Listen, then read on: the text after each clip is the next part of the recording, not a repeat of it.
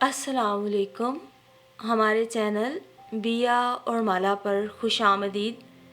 अगर आप हमारे इस चैनल पर पहली दफ़ा आए हैं या आपने अभी तक सब्सक्राइब नहीं किया तो बिया और माला को सब्सक्राइब करना ना भूलिए।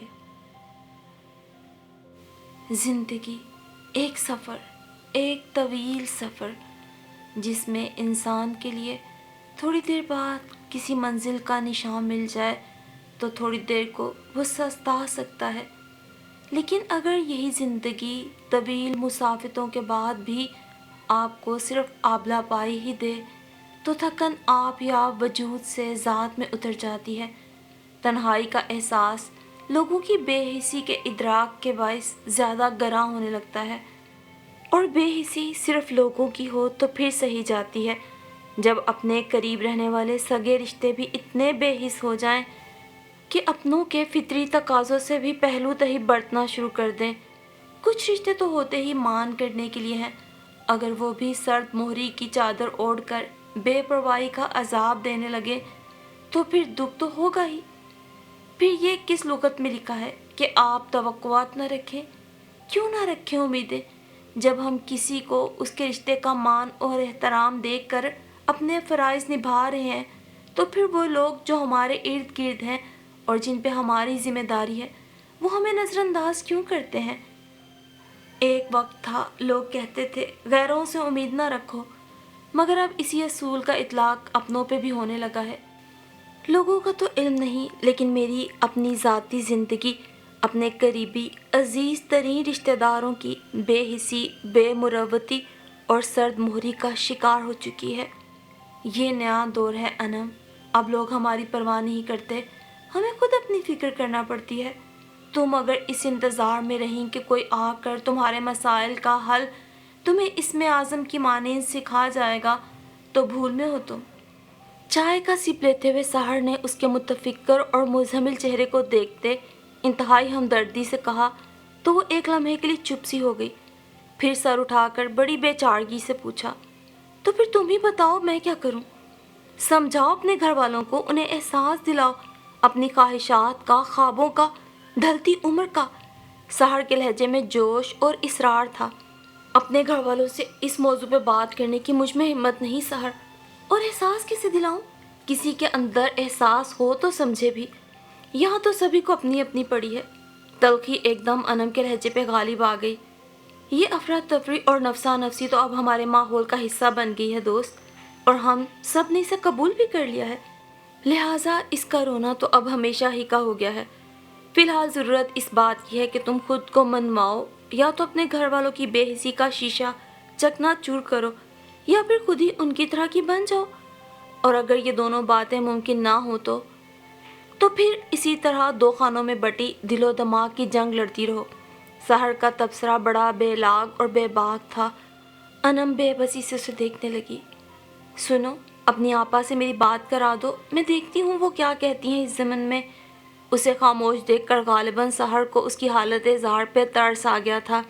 जब ही मुस्कुरा कर बोली थी, जिस पे अनम ने खासा चौंक के उसे देखा, प्लीज़ उनसे कुछ मत कहना, वो बेचारी तो पहले ही मेरे लिए परेशान रहती हैं। आगा जी की भी आए दिन मेरी तरफ तवज्जो मबजूल कराती रहती हैं, मगर उनके अंदर तो शायद बर्फ़ की सिलें धरी हैं किसी ने। लहजे में वही बेबसी थी जिससे सहर को सख्त चिढ़ थी। तो उन्हें पिघलाओ डियर, वक्त गुजर गया तो चांदी के तार चुनती रहोगी बालों में से। अनम की बुजदिली पे वो चिढ़कर सख्ती से बोली तो वो महज उसे देख के रह गई।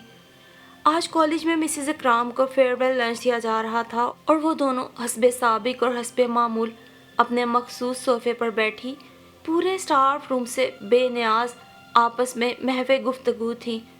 सहर का गालिबन मजीद उसे समझाने का प्रोग्राम था जो कि मिसेस इकराम के मुतवज्जो करने पे अधूरा रह गया। वापसी पर वो हमेशा की तरह वैन में आ बैठी थी।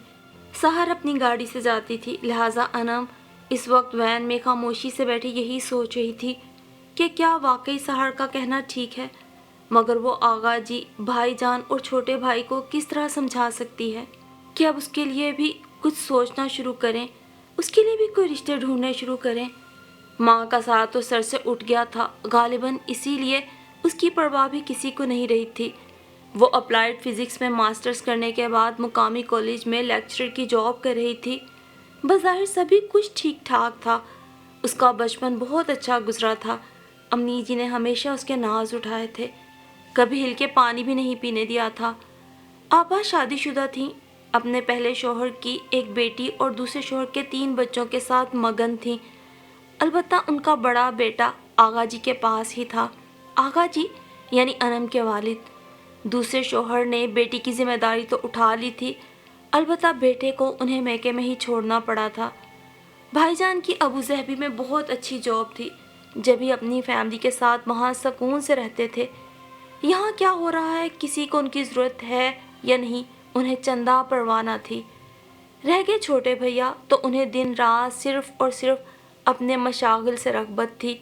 اپنے اسٹوڈیو میں بے جان تصویروں مجسموں کے درمیان وہ اتنے اطمینان سے رہتے کہ کبھی کبھار خود بھی ایک جیتا جاگتا مجسمہ ہی نظر آتے تھے۔ امی جی کی زندگی تک تو سبھی ٹھیک رہا، وہ خوش اور مگن تھی کہ اچانک بہاروں کو باد خزاں کا جھونکا تخت و تاراج کر گیا۔ فالج کا اٹیک انتہائی پھرتیلی اور کاموں کی شائق امی جی کو بستر سے لگا گیا، اور وہ جو ہل کر پانی پینے کی بھی عادی نہیں تھی، پورے گھر کی ذمہ داری اٹھانے پہ مجبور ہو گئی۔ گھر میں آغا جی اور اس کے بھانجے سمد کا دم غنیمت تھا کہ جب وہ امی جی کی خاموش وجود سے اکیلے بول بول کے تھک جاتی تو ان کے پاس چلی آتی، مگر یہاں ایک عجیب سی بے حسی محسوس کر کے اس کے اندر تلخیاں پیر جمانے لگتیں۔ آغا جی 50 سالہ رفاقت کے باوجود اپنی بیوی کے لیے کوئی دکھ محسوس نہیں کرتے تھے، یا غالباً اس کا اظہار کرنا انہیں گوارا نہ تھا۔ سمد بھی ایسا ہی تھا، بروکن فیملی کے دکھ نے اسے بھی 2 حصوں میں بانٹ کے رکھ دیا تھا۔ کبھی مہرباں ہوتا تو سایہ دار بادل بن جاتا، اور کبھی جو بے مہری کا چولا پہنتا تو چلچلاتی دھوپ سے زیادہ ناقابل برداشت ہو جاتا۔ سب سے زیادہ رنج بھائی جان اور چھوٹے بھیا کے رویوں کا تھا۔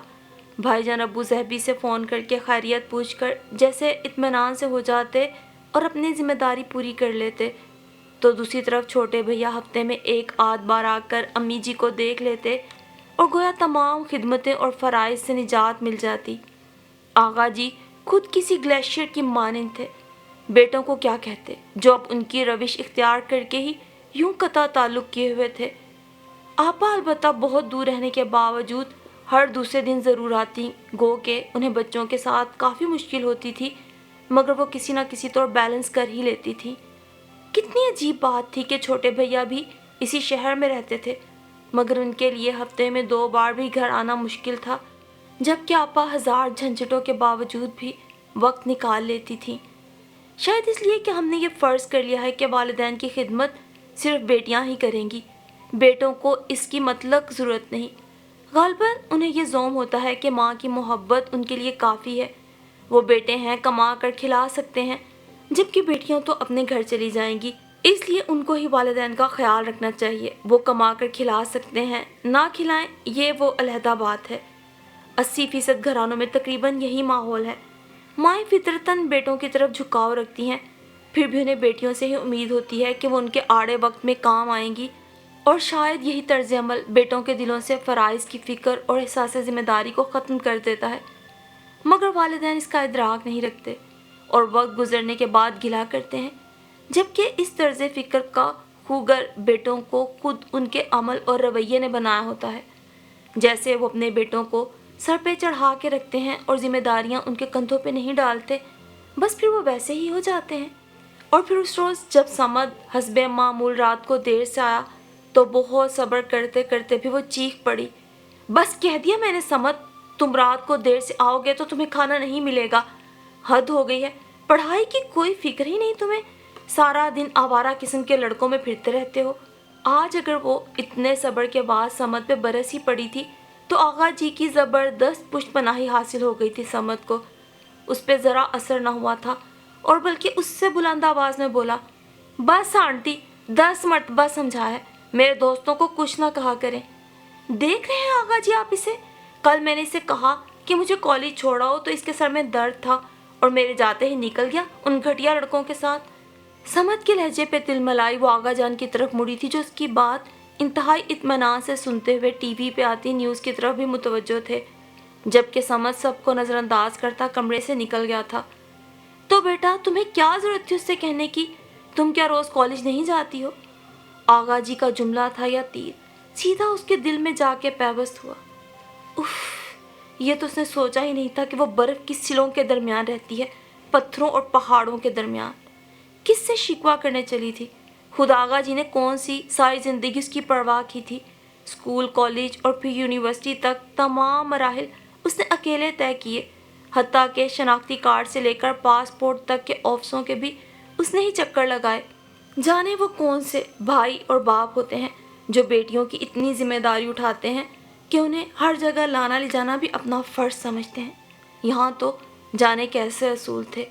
گھر میں 2 بڑے بھائی موجود تھے، آغا جی تھے، مگر اس کی تو جیسے کمانڈو ٹریننگ کر دی گئی تھی، اسے ہر طرح کے ناموافق حالات کا مقابلہ کرنے کی عادت پڑے۔ مگر افسوس کا مقام تو یہی تھا کہ اس سے زیادہ ناموافق اور برے حالات انم نے اب تک دیکھے نہ تھے، اور ان سے بڑھ کر خرابی حالات کا کوئی تصور بھی نہ تھا اس کے پاس۔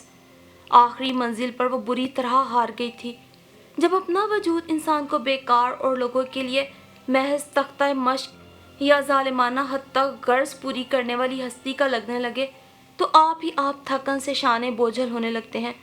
تلخی اور ترشی لہجے کا خاصہ اور شخصیت کا حصہ بن جاتی ہے۔ پھر دھیرے دھیرے یوں ہونے لگا کہ پہلے اس کے لہجے اور پھر مزاج میں ترشی اور کرختگی آتی چلی گئی۔ سب سے سنگین ظلم وہ ہوتا ہے جو زبان سے بتایا نہیں جا سکتا، صرف عمل سے جتایا گیا ہوتا ہے۔ آنکھیں کھلی اور بینائی سے منور تو ہوں، سامنے کا منظر جھٹلانا آسان نہیں ہوتا۔ خود آگہی جتنی اچھی ہوتی ہے، جہاں آشنائی اتنی ہی عذاب انگیز۔ جب حقیقتیں اصل میں سامنے برہنہ نظر آنے لگیں تو خونی رشتوں کی طرف نظر اٹھانا عذاب ہو جاتا ہے، اور اذیت تمام تکالیف سے بڑھ کر ہوتی ہے۔ اسے بھی جب یہ احساس ہوا کہ وہ محض ایک کام کرنے والی مشین اور کما کر کھلانے والی ہستی بن کے رہ گئی ہے، تو آپ ساری خواہشات اور امیدیں میٹھی نیند سوتی چلی گئیں۔ تلخیوں نے قدم جمانے شروع کر دیے۔ بس پھر ذات کے اندر ایک رد عمل شروع ہو چکا تھا۔ ہوتا ہے نا ایسا کہ جن پر تکیہ ہو وہ پتے ہوا دینے لگیں تو اپنی ذات خاک سے بھی ہلکی ہو جاتی ہے۔ اس سے اپنا حق منواتے گھر کے لوگ غالباً بھول گئے تھے کہ اس کی طرف بھی ان کا کوئی حق بنتا ہے۔ حقوق و فرائض کا اگر احتساب کتاب کیا جاتا تو یقیناً خسارہ انم کا ہی نکلتا۔ آپا کو البتہ اس کی بے حد فکر تھی، غالباً اس لیے کہ وہی ایک عورت تھی اور خود 3 بیٹیوں کی ماں بھی تھی، یا پھر شاید اس بے در و دیوار زندگی میں آپا ہی اس کے لیے ہوا کا تازہ جھونکا تھی۔ تقدیر کا کرم تھا یا پھر اللہ کی مہربانی کہ وہ ہر حال میں خوش تھی۔ وقت آگے نکلتا چلا گیا، سمت فرسٹ ایئر میں آ گیا تھا۔ سب اپنے اپنے مسائل میں اس طرح الجھے ہوئے تھے۔ اتنے بہت سے دن گزر جانے کے باوجود انم کی زندگی اسی طرح خشک پتے کی مانند رنگ و بہار سے نا آشنا تھی۔ اسے کالج میں جاب کرتے ہوئے 5 سال سے بھی زیادہ عرصہ نکل گیا تھا۔ کالج کے بچوں کو دیکھ کر وقت کی تیز رفتاری کا اندازہ ہوتا تھا۔ وہ سوچتی وہ کتنی دور چلی آئی تھی، مگر اب بھی اکیلی تھی۔ کوئی جیون ساتھی، کوئی دکھ درد بانٹنے والا، کوئی ہم سفر نہ تھا، اور اس میں قصور نہ تو قسمت کا تھا نہ اس کا، بلکہ اس کے اپنے ان قریبی رشتوں کا تھا جنہوں نے اس کے لیے یہ سوچنا تھا۔ آپا کی کوششیں اب بھی تھیں اور کچھ تیز ہو گئی تھیں۔ عجیب تھیں وہ بھی، قدم قدم پہ مایوس ہو جاتی اور پھر اگلے ہی لمحے پھر سے پوری ہمت سے شروع ہو جاتی۔ ان کا ذوق و شوق دیکھ کر انم بھی دل سے امید کو جانے نہ دیتی، پھر جلد ہار بھی جاتی، مگر یہ ہار بھی پھر زیادہ دن اس کا ساتھ نہ دے سکی۔ قسمت میں یاوری لکھی تھی، سو ایک روز وہ ہو گیا جس کا اس نے تصور نہیں کیا تھا۔ زیادہ وقت گزر جانے اور ڈھلتی عمر کے باعث اسے سمجھوتا کرنا ہی تھا۔ پھر آپا نے بھی اسے بہت سمجھایا، بقیہ کسر سحر نے پوری کر دی۔ جب تشنگی جاں بلب کرتے تو فرمائش اور پسند جیسی عیاشیاں نہیں کی جاتی ڈیئر، محض پیاس بجھائی جاتی ہے۔ تم بھی کیا ٹین ایجرز لڑکیوں کی طرح سپنوں کے شہزادوں کی باتیں لے بیٹھی ہو؟ گھر بس آؤ سکون سے، خوابوں کے تاج محل تو اجڑنے کے لیے ہی ہوتے ہیں۔ سحر اپنے نقطہ نظر سے اسے آگاہ کر رہی تھی یا آمادہ، وہ محض خاموشی سے سنے گئی۔ صحرا کا سفر آسان نہیں ہوتا۔ بنجر زمین بن کر رہنے سے بہتر ہے کہ کانٹے ہی اگاؤ، مگر کچھ نہ کچھ دو اس دنیا کو۔ تمہیں بھی کچھ نہ کچھ دینا چاہیے، اس زندگی سے تو بھلی ہی ہوگی۔ چلو کوئی دکھ درد بانٹنے والا تو ہوگا۔ میری جان، یہ دنیا ڈریم ورلڈ نہیں ہے، یہ کوئی بیڈ آف روزز نہیں ہے۔ بہت چاہے جانے کے قابل لوگ بھی بعض اوقات قابل نفرت نکل آتے ہیں۔ زندگی ایک جوا ہے تو کھیلو اسے۔ اس کی بات کے اختتام پر ایک بہت گہری سانس انم کے لبوں سے خارج ہو کر فضا میں تحلیل ہو گئی، لیکن انم جیسے بہت مضطرب تھی، اس کی آنکھوں میں اختلافی رنگ نظر آ رہے تھے۔ تو سحر، کیا ویسا کبھی نہیں ہوگا جو میں نے چاہا تھا؟ وہ حد درجے تلخی سے بولی۔ ہوگا ہوگا میری جان، ضرور۔ البتہ یہ ہو سکتا ہے کہ اس کا انداز ویسا نہ ہو جیسا کہ تم نے چاہا تھا، مگر یہ تو سوچو کہ کچھ نہ ہونے سے کچھ ہونا بہتر نہیں؟ کہاں تو تم بالکل محروم تھی، اور اب جو تھوڑا بہت آ رہا ہے اسے ہی ریگستان میں نخلستان سمجھو۔ اس جھلسا دینے والی، تنہا اور ذمہ داریوں سے بھری زندگی سے ایک دفعہ جان تو چھڑاؤ۔ ہر اذیت کا انجام اذیت نہیں میری دوست۔ تو پھر میں کیا کروں؟ سارے خواب راکھ کے ڈھیر سمجھ کے آتش دان میں پڑے رہنے دوں؟ کوئی حساب نہ مانگوں، کسی سے کوئی گلہ کوئی شکوہ نہ کروں؟ میرا کیا قصور تھا جو مجھے بن بیاہے اس عمر تک بٹھائے رکھا گیا؟ میرے لیے کبھی کسی نے ہاتھ پاؤں نہیں مارے، حتیٰ کہ میں نے کبھی کسی کے منہ سے اپنے لیے اس طرح کے الفاظ بھی نہیں سنے کہ اب انم کی شادی کی عمر ہے۔ کیا میرے اندر جوار بھاٹا نہیں؟ میں کیوں نہ جلا کے راکھ کر دوں سب کچھ؟ وہ انتہائی اعصابی ہیجان کا شکار تھی اس لمحے۔ پلیز انم، پریکٹیکل ہو کر سوچو۔ تم کوئی ٹین ایجر نہیں ہو جو آئیڈیلز کے پیچھے بھاگتی ہیں۔ سوچو، سب کچھ جلا کے راکھ کر کے بھی اگر کچھ پالو تو میرا مشورہ ہے کہ کر ڈالو ایسا بھی۔ مگر نادان لڑکی، وقت کی اہمیت ہوتی ہے، فیصلے کی نہیں۔ اب تو تمہیں گزرا وقت بھول کر آنے والے مستقبل کو سنوارنا ہے، اور تم انشاءاللہ ایسا ہی کرو گی۔ پچھلے وقت پہ پچھتانے سے بہتر ہے آج بھلے تھوڑا بہت ہی مل رہا ہے اسے بہت جانو۔ آج نہیں تو کل تم بہت سی حقیقتوں کو سمجھ جاؤ گی۔ اور رہ گئی گلے شکوے کی بات، تو کیا یہ کافی نہیں کہ تمہیں وہ رشتے مل گئے ہیں جن پہ تم مان کر سکتی تھی؟ ان کی سوچو جنہیں نہ مان ملا، نہ رشتہ، اور نہ ہی رشتوں سے حاصل ہونے والی محبت۔ سحر کا ساحرانہ انداز بیان دھیرے دھیرے اس کے دلائل دھکیلتا چلا گیا۔ سمجھوتا تو زندگی کی تمام تر رعنائیوں کی ایک بہت اہم وجہ ہوتی ہے۔ اس کے بغیر زندگی نامکمل ہے، اور انسانیت بھی۔ اور پھر ایسا ہی ہوا، انم سب کچھ بھول بھال کر شادی کی تیاریوں میں مگن ہو گئی، مگر اب بھی وہی بے حسی تھی جس نے اسے قدم قدم پہ دکھ دیا۔ مگر دل بھی کیا چیز ہے، اسی گھر سے جسے وہ زنداں کہتی تھی، اور انہی لوگوں سے جنہیں اس نے برف کی سلوں کا نام دے رکھا تھا۔ جدائی کا خیال ہی پلکوں پہ موتی ٹکائے رکھتا، دل ہر وقت بھرا رہتا۔ بھائی جان تو اب بھی نہ آئے، بھابھی کو بھی بھلا کیا ضرورت تھی؟ بھائی جان البتہ چاہتے تو انہیں بھیج دیتے، مگر 2 ماہ پہلے ہی وہ اپنی بہن کی شادی میں شرکت کر کے گئی تھیں، اب بھلا کیسے آتی؟ چھوٹے بھیا سے تو جو کام کہا انہوں نے کر کے نہ دیا۔ آغا جی نے بھی حتی المقدور اپنا ازلی رویہ یعنی بے حسی اور ذمہ داریوں سے جان چھڑا کے بیٹھے رہنا برقرار رکھا۔ کبھی کبھار پدرانہ شفقت انہیں مغلوب کرتی تو جیسے انم کے سارے شکوے شکایات ان کے ایک دستے شفقت سے ہوا میں تحلیل ہو کے مٹ جاتے، اور پھر رشتہ طے ہونے سے شادی تک کے تمام معاملات بھی اسے خود ہی طے کرنا پڑے۔ آپا کا وجود سایہ دار درخت کی مانند تھا، اگر جو وہ بھی نہ ہوتی تو شاید وہ تو گھٹ گھٹ کے دمے کی مریضہ ہی بن گئی ہوتی۔ سسرال اس کی بس ٹھیک ٹھاک تھی، اس کی تنخواہ اچھی تھی، کالج لیکچرار ہونے کی بھی اپنی ہی اہمیت ہوتی ہے، لہٰذا جلد ہی اسے اندازہ ہو گیا کہ وہاں بھی اس کی وہی حیثیت ہے جو کہ اپنے گھر میں تھی۔ ظاہر ہے کماؤ لڑکیوں کی شادی کی ایک بہت بڑی وجہ ان کا سی وی بھی ہوا کرتا ہے، جو کہ اس کا اچھا تھا، مگر یہاں وہ شکوہ شکایت کر سکتی تھی، وہاں نہیں۔ چونکہ دکھ اٹھا کر تہی دامن رہنے سے بہتر یہی ہے کہ دکھ اٹھا کر تھوڑے بہت فطری سکھوں کے ذائقے سے بھی خود کو روشناس کرا لیا جائے۔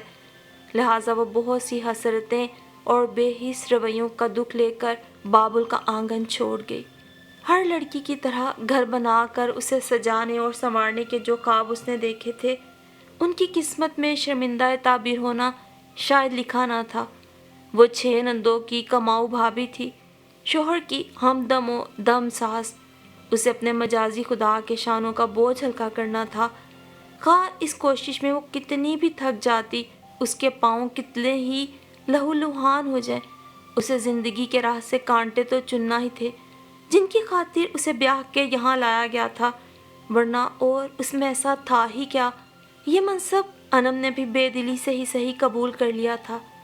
یہاں کس سے شکوہ کرتی، کس کی بے حسی کا ماتم کرتی کہ یہاں تو کوئی ایسا رشتہ نہ تھا کہ اس سے شکایت کرنے کا حق بنتا سوائے مجازی خدا کے۔ وہ ٹھہرے سنجیدہ، متین اور با اصول آدمی، اور اصول ان کا یہی تھا کہ کسی کو اپنے گرد بنے دائرے میں پیر رکھنے کی اتنی بھی جگہ نہ دو کہ وہ اعزاز قربت کا یعنی آپ کے نزدیک ہونے کا فائدہ اٹھا کر کچھ منوا سکے، یعنی اصول ایسے جو کہ اپنے لیے ہی فائدہ مند ہو، کسی اور کو کچھ منوا کر کچھ فائدہ نہ حاصل ہو جائے۔ اس طرح کے مرد بھی اس دنیا میں پائے ہی جاتے ہیں، اور لطیفہ تو یہ کہ منوانا بھی کسے تھا؟ انم واصف کو، جسے یہ کام ہی تمام عمر کرنا نہ آیا۔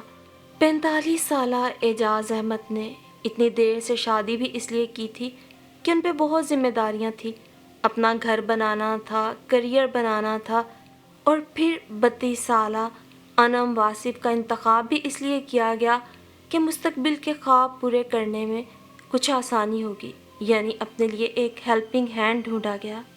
اب اسے لگتا کہ میکا واقعی میکا تھا۔ آغا جی کی طرف جانے کا خیال ہی اتنا اچھا لگتا۔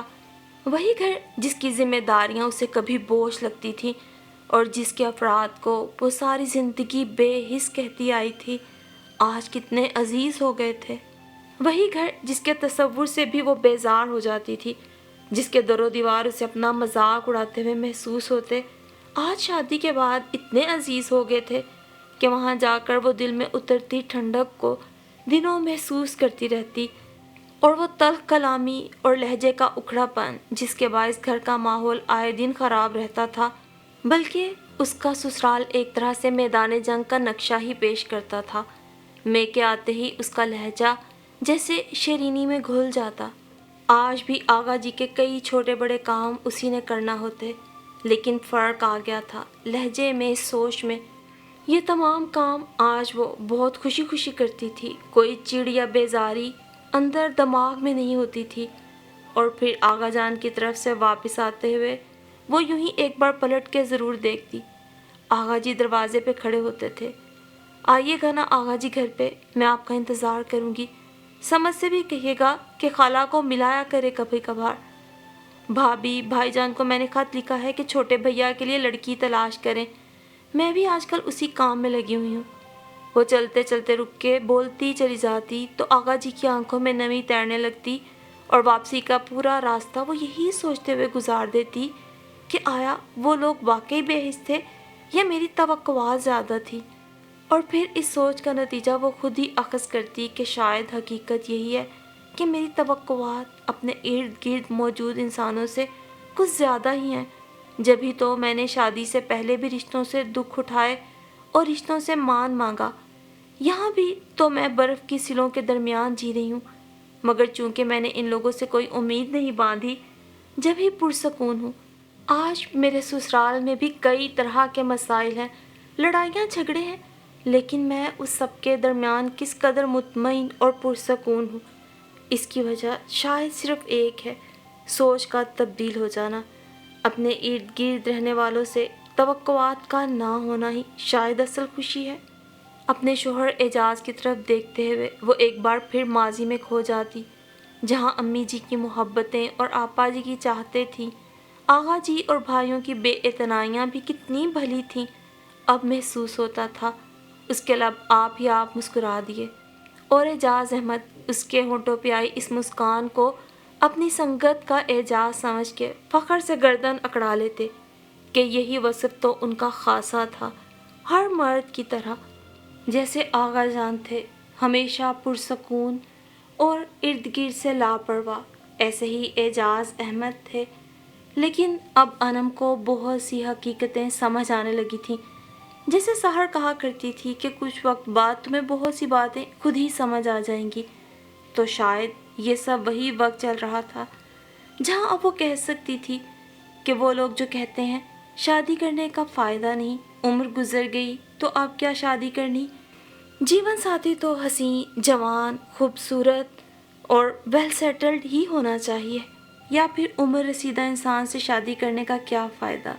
تو در حقیقت شادی یا غیر شادی شدہ زندگی میں فرق بس اتنا ہی ہے کہ غیر شادی شدہ زندگی میں آپ کو روئی جتنا وزن اٹھانا بھی پہاڑ کی طرح لگا کرتا ہے، اور شادی کے بعد کسی کی سنگت مل جانے اور زندگی کا ایک مقام حاصل کر لینے کے بعد، یا پھر ڈھکے چھپے اور مہذب الفاظ میں کچھ فطری تقاضوں کے پورے ہو جانے کے بعد، شادی شدہ زندگی کے بہت بڑے مسائل بھی بآسان حل کر لیا کرتا ہے۔ جیسے آج انم تھی کہ رہ تو وہ آج بھی برف کی سلوں کے درمیان رہی تھی، لیکن جیسے دماغ کا ایک خانہ روشن ہو گیا تھا جہاں لوگوں کو سمجھنے، پرکھنے اور ان سے اچھا برتاؤ کرنے کی ایک خواہش بیدار ہو گئی تھی، جہاں اپنوں اور غیروں سے جڑی توقعات کا فرق بھی سمجھ آ گیا تھا، اور سب سے بڑھ کر ذات کا یہ خوف ختم ہو گیا تھا کہ میرا کیا بنے گا، کسی کو میری پرواہ نہیں، میں تنہا کیسے زندگی گزاروں گی۔